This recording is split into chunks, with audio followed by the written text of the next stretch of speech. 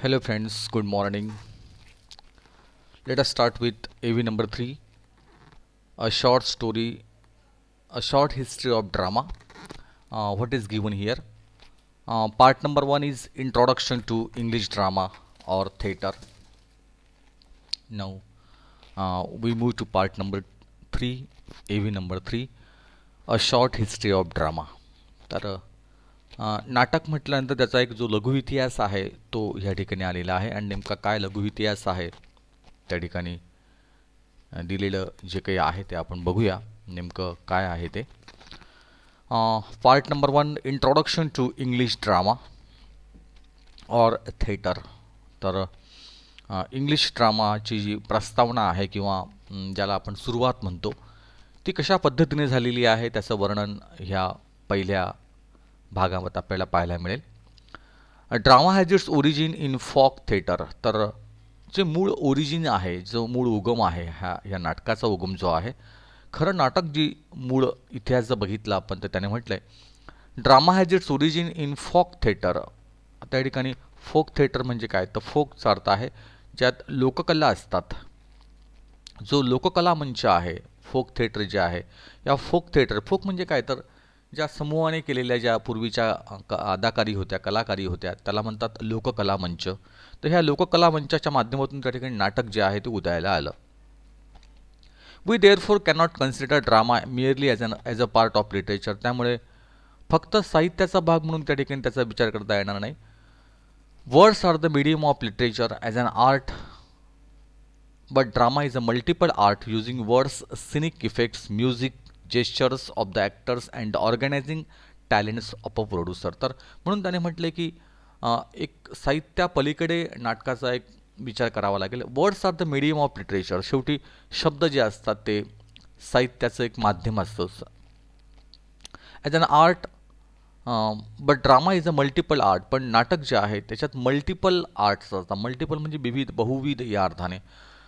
Multiple art using words, की ज्याच्यामध्ये ड्रामामध्ये त्या ठिकाणी आपल्याला काय काय पाहायला मिळतं, तर त्या ठिकाणी शब्द पाहायला मिळतात. सिनिक इफेक्ट्स आहे त्या ठिकाणी काही, ज्याला आपण सीन म्हणतो, ज्याला प्रसंग म्हणतो, असे अनेक प्रसंगाचा परिणाम त्या ठिकाणी आहे. म्युझिक आहे नाटकामध्ये, संगीत आहे.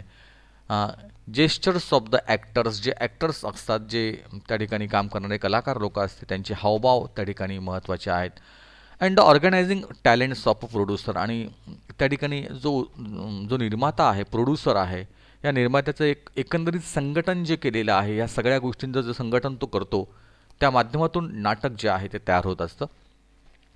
The dramatist must have players, a stage and an audience. आणि म्हणून त्या ठिकाणी कुठल्याही नाटककाराला काय आवश्यक आहे ते त्याने म्हटलं आहे, the dramatist must have players. त्या ठिकाणी प्लेयर्स असतात, म्हणजेच त्या ठिकाणी कलाकार असतात. एक स्टेज असतं ज्याला आपण रंगमंच म्हणतो किंवा स्टेज म्हणतो. अँड ऑडियन्स, आणि त्या ठिकाणी प्रेक्षागृह किंवा प्रेक्षक त्या ठिकाणी असतात. The beginnings of drama in England are obscure. आणि म्हणून त्याने असं म्हटलं आहे की इंग्लंडमध्ये जर विचार केला तर ड्रामाची जी सुरुवात आहे ती अस्पष्ट आहे, ऑब्स्क्युअर आहे. ऑब्स्क्युअरचा अर्थ आहे डिफिकल्ट टू अंडरस्टँड किंवा डिफिकल्ट टू क्लिअर, की ज्याला अस्पष्टता म्हणतो. त्यात एक अस्पष्टता होती की इंग्लंडमध्ये त्या ठिकाणी जेव्हा त्याची सुरुवात झाली नाटकाची त्यावेळेला. There is evidence to believe that when the Romans were in England they establish vast amphitheatres for the production of plays. आणि असा एक पुरावा जो आहे, एव्हिडन्सचा अर्थ आहे पुरावा, असा एक एव्हिडन्स त्या ठिकाणी सापडलेला आहे. There is evidence to believe that when the Romans were in England, ज्या वेळेला रोमन लोक त्या ठिकाणी इंग्लंडमध्ये असताना दे इस्टॅब्लिश व्हास्ट ॲम्फिथेटर्स. तर त्यांनी एक मोठे ॲम्फिथेटर्स तयार केले. ॲम्फिथेटर्स म्हणजे काय तर साधारणतः असा एक गोलाकार असा भाग असतो आणि गोलाकार असं मैदान एक प्रकारचं. And oval or circular buildings with rose of seats surrounding a central space use as a theatre or a arena. त्याने म्हटलं आहे की एक बदामी प्रेक्षागृह त्याला म्हणतात.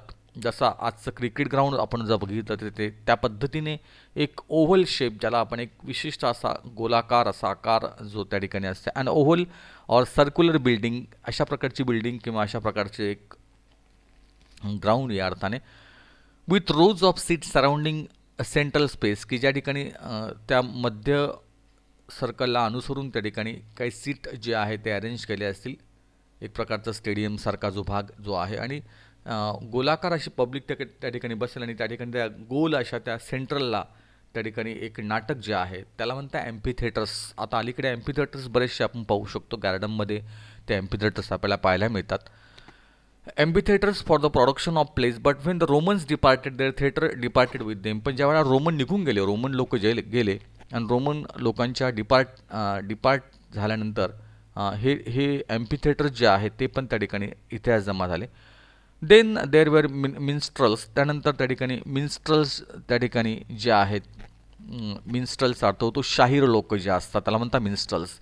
देन देर वर मिन्स्ट्रल. त्यानंतर शाहिरी जी आहे, शाहीर लोक आले. People enjoyed their performance. त्यांचे लोकांना त्यांचं जे परफॉर्मन्स असतात ते आवडायला लागले. Gradually by the 10th century the ritual of the plays that itself had something dramatic in it got extended to the rudiments of a play. आणि त्यानंतर 10व्या शतकात त्या ठिकाणी हे जे नाटकाचे जे एक रिच्युअल होतं, नाटकाची जी एक पद्धती होती, जो विधी होता एका अर्थाने, that itself had something dramatic in it, याच्यात एक नाट्यमयता होती. Got extended into the rudiments of a play. आणि अशा पद्धतीने एक प्रकारे रुडिमेंट्स ज्याला म्हणतात, की जी मूलतत्व आहे, बेसिक्स ज्याला म्हणतो आपण, बेसिक्स. तर अशा प्रकारे नाटकाची जी मूलतत्व होती किंवा मूळ होतं ते कुठेतरी रोवलं गेलं. Between the 13th and 14th century drama started having themes which where separated from religion. आणि 13व्या आणि 14व्या शतकात जर आपण बघितलं, drama started having themes which where separated from religion, की जे धर्मापासून वेगळ्या प्रकारचे आशय त्या ठिकाणी नाटकामध्ये त्या ठिकाणी घेतले गेले. The words themselves were spoken in English. A longer dramatic script came into use. त्या ठिकाणी इंग्लिश भाषेचा वापर केला गेला आणि मोठमोठे असे जे स्क्रिप्ट आहे, लेखन पद्धतीचा वापर मोठ्या त्या ठिकाणी केला गेला. They were called miracle plays आणि त्यांना मिरॅकल प्लेज असं म्हटलं गेलं. Later these religious dramas were the morality plays in which characters were abstract vices and virtues. आणि या पद्धतीने त्या ठिकाणी these religious dramas were the morality plays, असे हे जे धार्मिक नाटक जे होते ते एक नैतिकदृष्ट्या नाटक असं त्यांना म्हटलं गेलं. नैतिक नाटक या अर्थाने त्यांना पुढे म्हटलं गेलं. In which characters were abstract vices and virtues, की त्या ठिकाणी पात्र जे होते ते अव्यक्त होते, की ज्यात गुण आणि सद्गुण यांचा प्रादुर्भाव त्या ठिकाणी होता.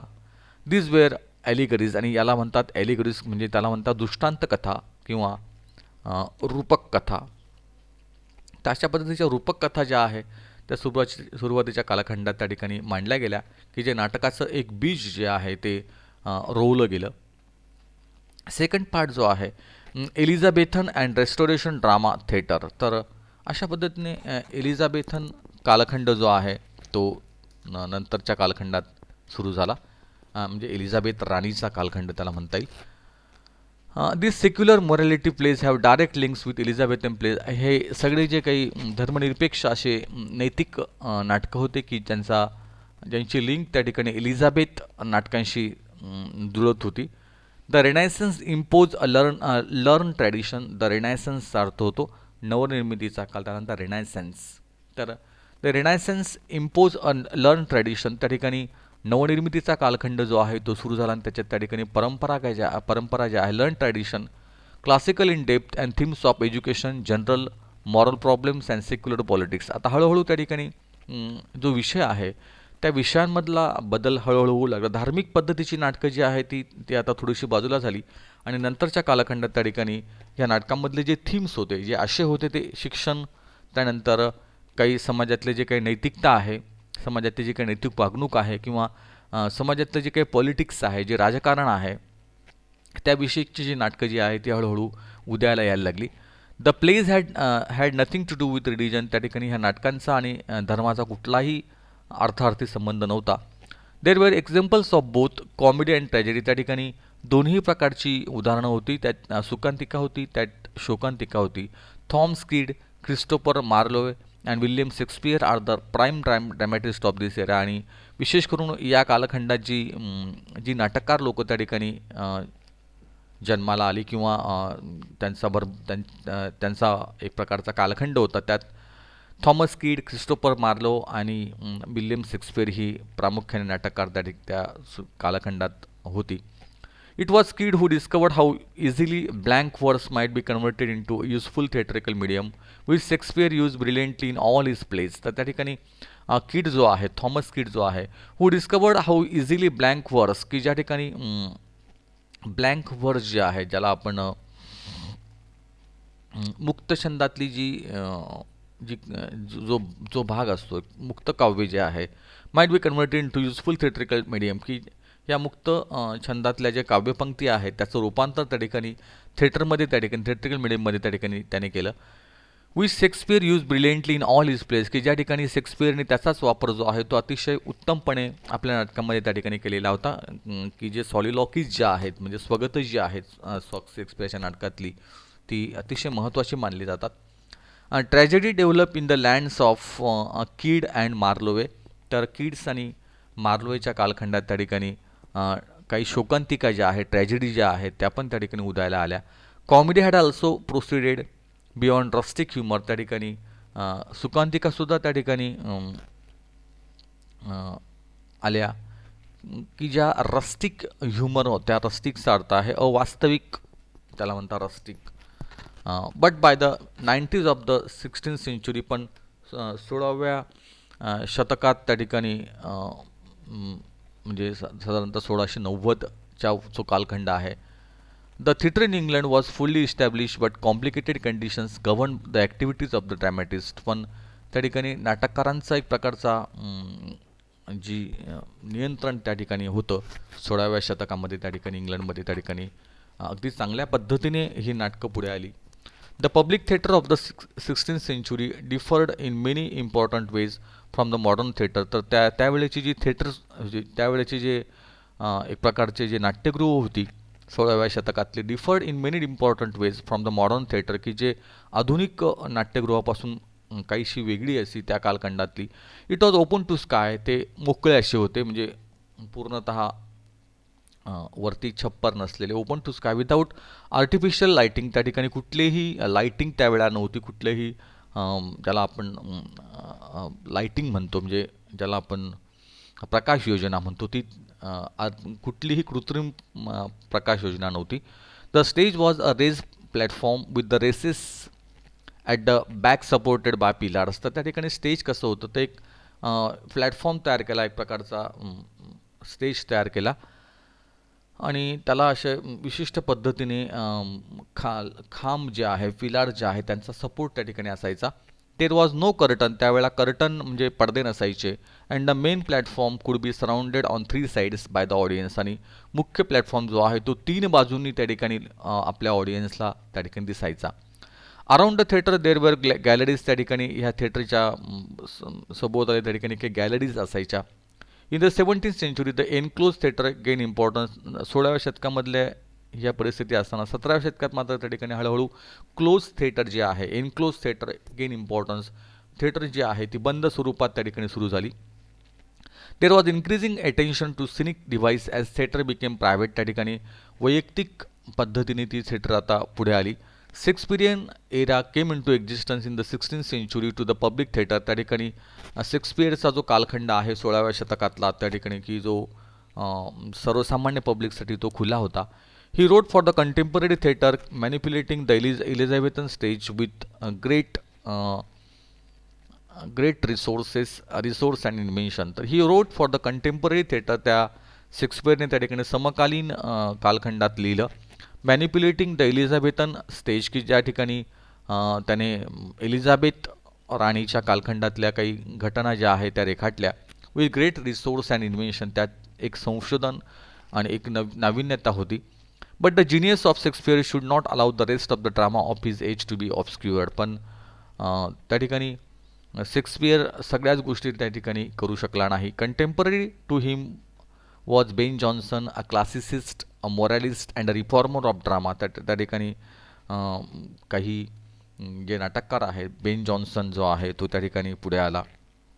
क्लासिसिस्ट, अ मोरॅलिस्ट, एक नैतिकवादी आणि अतिशय क्लासिक असा. In comedy Jonson genius is found at his best and with his influence was considerable. The restoration dramatist lean strongly upon him. ठीक आहे, आपण इथे थांबूया आणि पुढच्या एव्हीकडे वळूया आपण.